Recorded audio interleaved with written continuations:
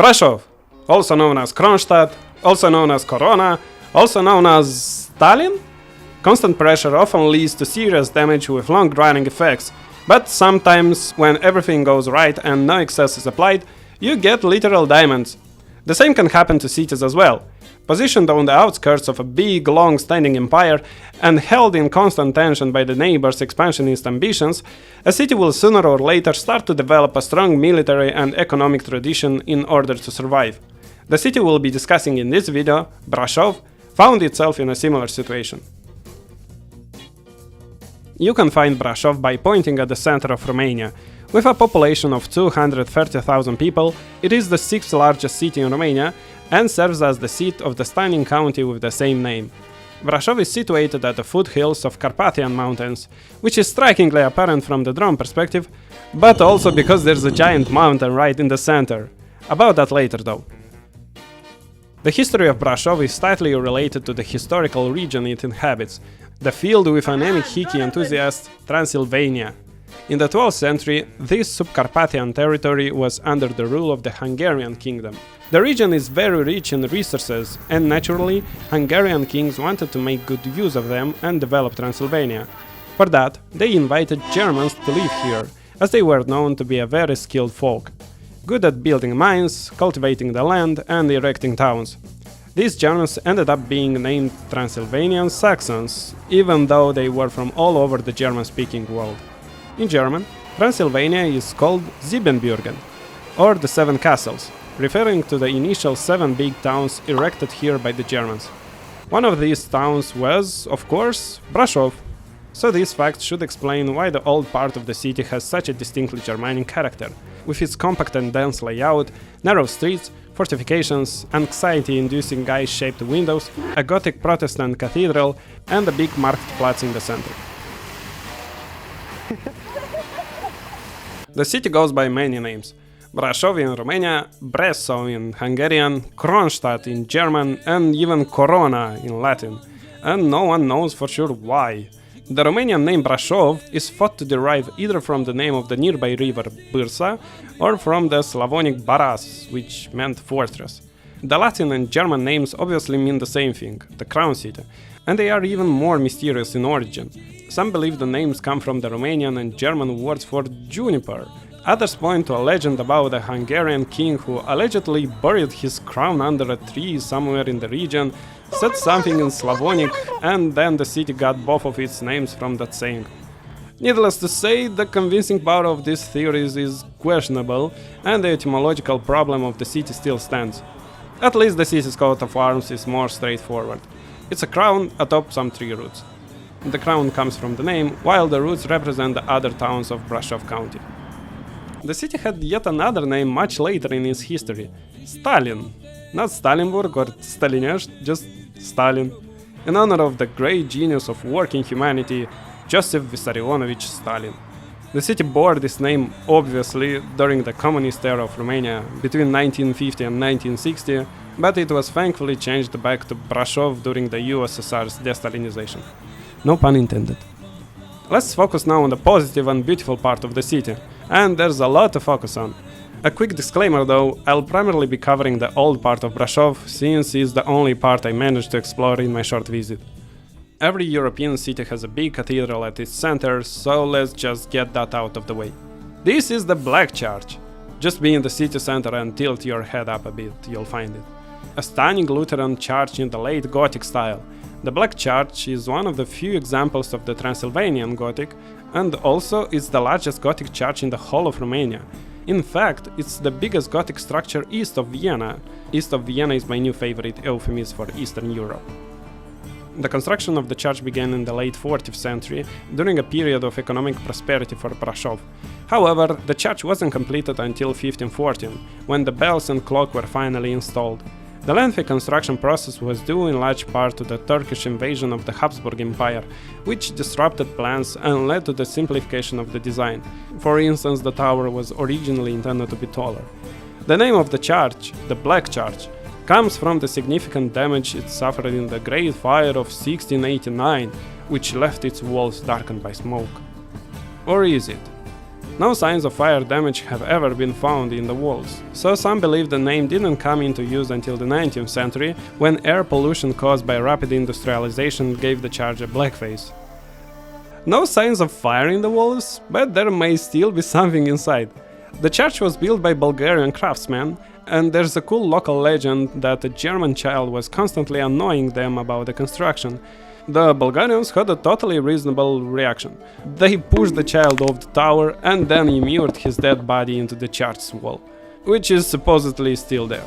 Cool story and a rational justification for Austrians to vote in 2023 against Romania and Bulgaria entering the Schengen zone.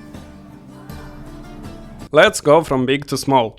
Next popular sightseeing spot here in BRAŠOV is Strada Svori, or the Rope Street. From the first look, it becomes obvious why this passage is so popular. It is narrow.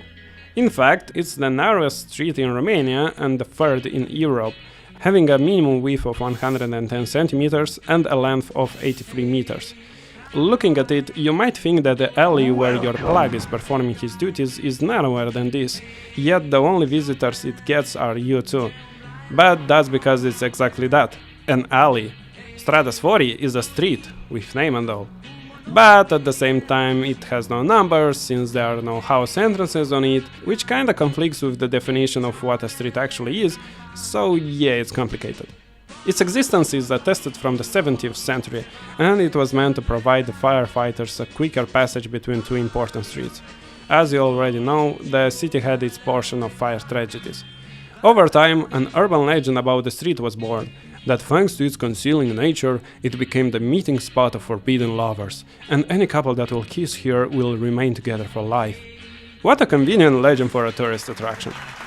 On a more interesting note, the street is full of graffitis.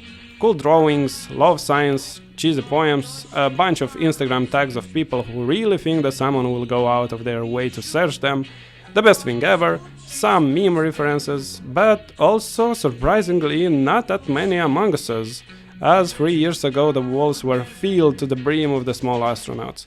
Nature is healing.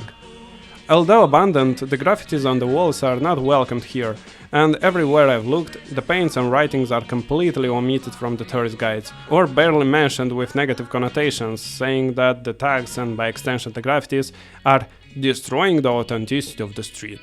I'd say it gives the street more authenticity, but who am I to decide? I will be more inclined to believe in that urban legend about lovers when seeing a graffiti of a heart with 2 letters and a plus sign, than just reading about it on some generic tourist guide. Things like these offer the street a soul and distinguish it from other typical cute medieval narrow streets. Anyway, let's tackle the literal elephant in the room. While peacefully wandering the city center, there's a small chance that looking southeast, you will observe a ginormous 500 meters tall wall. Oh my god. Be not afraid, my child, that's just a whole ass mountain, right in the heart of the city. Yes, the people of BRAŠOV are so cool, they turned the mountain in its own central park, as it's surrounded from 3 sides by the city. In Romanian, its name is Tâmpa Mountain, which is thought to derive from the word with Slavic origins tâmp, which in Romanian means dull, but also stupid, aptly describing those who wanted to take the cable car to the top, but didn't bother to check the schedule beforehand. Yes, I'm referring to myself.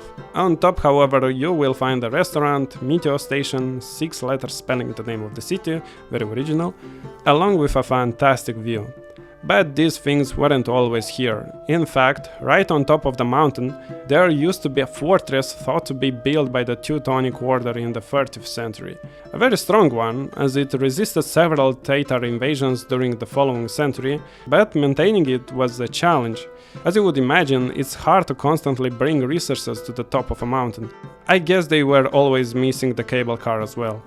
It would also be a great headache if the fortress would be lost to an enemy, so in the 15th century the King of Hungary ordered the fortress to be demolished and its materials were used to build the city's fortifications at the base of the mountain. However, you can still see the ruins of the old fortress along the promenade below Tâmpa. The cool fortifications are actually those surrounding the city. You got walls, you got towers, you got bastions, you got whatever this thing is, and all in pretty good state. BRAŠOV got its stone fortifications relatively late, at the end of 4th century, the delay being partially caused by the presence of the Teutonic castle atop Tâmpa, as well as by the long period of peace after the Tatar invasions. However, when the Ottomans appeared on the Central European scene, it was time to build better walls. As such, the whole city was enclosed by 3,200 meters of walls, as high as 12 meters and as thick as your mouth. Along the walls, bastions, towers and cool-looking gates were also built. In total, the city had 4 outside towers, more than 12 wall towers, 4 gates and a whopping 8 bastions. Today, the city is partially defortified. Still, a lot of structures were repurposed instead of being fully destroyed. At the boundaries of the city center there are some old defensive structures that have almost been consumed by later constructed buildings. So while wandering the city, if you see a bulky house with a glorified fence, be aware that it could have been a highly specialized military structure built to protect you from Ottomans. Visiting the main fortifications is a small treasure hunt in itself, not just because of their authentic medieval architecture, but also for their intriguing names. You got the Weaver's Bastion, the Draper's Bastions, the Hunter's Bastion, the White Tower, the Black Tower, the Blacksmith's Bastion, the Catherine Gate, Cake Gate. Some of those names are fairly self-explanatory, like the White Tower. But what about the other names? What the hell is a Weaver's Bastion? Remember that BRAŠOV was established and inhabited by Germans, and when they came in these lands, they brought with them the medieval tradition of guilds, which are special associations of professionals who oversaw the craft and trade in the city. For example, instead of having multiple independent, let's say, blacksmiths all over the city, they would organize in one self-regulated entity, the Blacksmiths Guild. Now, there's a centralized society that imposes minimum or maximum prices, determines working hours, oversees apprenticeship, or helps the members with loans and protection. The customer is also benefiting from the guilds, as they would usually keep a tight control over the quality of the products crafted under their sigil. The drawback of such system is that it reduces free competition, because if a guild had been established in the city, you will not be able to practice your craft unless you're also part of the guild. So yes, less entrepreneurship, thus less motivation, thus less innovation. Basically, a guild is what would happen if a cartel and the workers' union had an extramarital baby. In the case of BRAŠOV, a city on the edge of the empire and constantly at risk of invasion, the guilds were also given the responsibility for the defense of the city's fortifications. After all, it was in their business interest to avoid being overtaken and turned into Ottoman kebabs. So in exchange for being allowed to operate within the towers and bastions, the guilds helped maintain and further strengthen these defensive structures. And over time, the fortifications started to take the names of the guilds that maintained them. So that's why today we have the blacksmiths, weavers, ropers and tanners bastions, and other various weird sounding landmarks in BRAŠOV.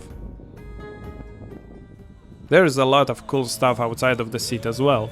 Remember that BRAŠOV is situated at the foothills of Carpathian Mountains, so this comes with its benefits.